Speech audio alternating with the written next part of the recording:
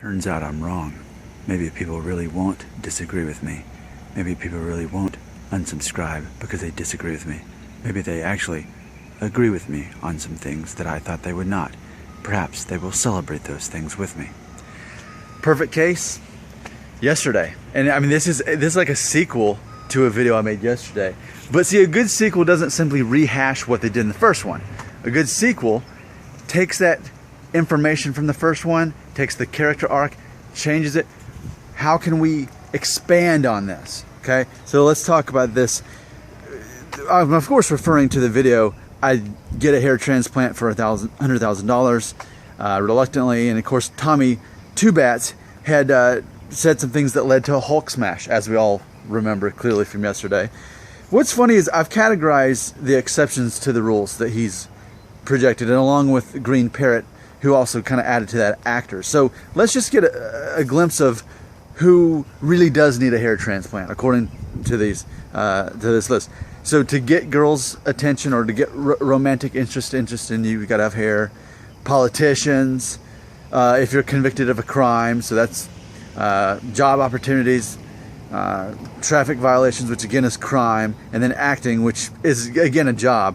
So ultimately, I dumb these down to three, just a couple of categories. So, because obviously we can rule out the romantic thing. We know that so many women like the shaved head thing going on anyway. So you don't have to have hair to attract a woman. I'm so tired of talking about that. I'm so tired of interviewing girls and them saying what we already know. So I'm just scratching that off the list. The thing about job opportunities, I'm scratching that off the list too. I got another video coming up about that anyway, but it's not like someone's not going to hire you because of your hair. They're going to not hire you for other reasons. I'll do that in another video. Let's dumb this down to three things: politicians, actors, and convicts. Okay, because we talked about the traffic violation, the court thing, running for office, and then actors as well. I get it. Like Tom Cruise wouldn't be who he is if he didn't have the Norwood One hair that he does, hairline that he does. But so let's think about that. So, okay, so if you, not Tom Cruise, you get it? I'm talking about you personally, all 1,652 of you. If you are planning on being a politician, if you are planning on being an actor, if you are planning on being a convict, yes. Okay, let's a politician, an actor, or a convict. Which among you aspires to be one of those things? Probably not the convict. Maybe the actor. Even then, Jason Statham, Vin Diesel, work out, shave your head. We've established there's a market for that these days. Okay? Politician? I mean, maybe. But see, here's the thing that these people have in common. Again, politicians, actors, and convicts.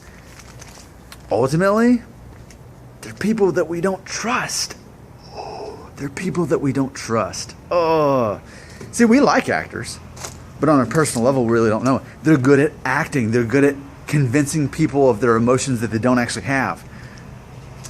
They're good at tricking people for a living. They're good at it. Not everyone's a good actor. I'm a good actor. That's why that's part of the reason I have the following that I do on YouTube. But most of us aren't planning on becoming actors, like for a living, for a job. Most of us aren't planning on being in politics, and most of us are not planning on being a convict. See, those people, they're people I don't trust. And as I've thought about this, here's what I've come to the conclusion. I don't trust men with a full head of hair. I don't trust men with a full head of hair. I don't. There's a lack of character. There is. There's something they're not telling me. I can't trust that man who's 40 years old and has a Norwood 1. I can't trust that guy. I can trust the 36-year-old guy with the Norwood 3 because he's a real person. He's lived some. He's not this perfect. Because see, that's the thing. Nobody's perfect, right? No one's perfect. So when you see someone who looks too perfect, you're like, nah. There's more to this guy that I probably don't want to know. Okay? But a normal guy with a receding hairline or balding, yep, that's my kind of guy. And I think this is part of it for me. Every man I've ever respected has been balding to some degree. It's true.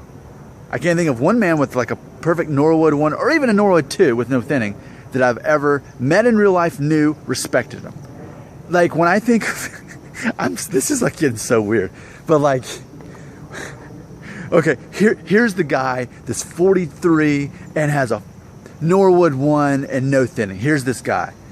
He's like the sleazy dad that like cheats on his wife, and then like he tries to be the cool dad when he picks up his kids, but really like you can't trust him, and then he's like in sales, and like I just can't think of a positive role model in my life that wasn't balding, that was a male. Like I can't think of one at all.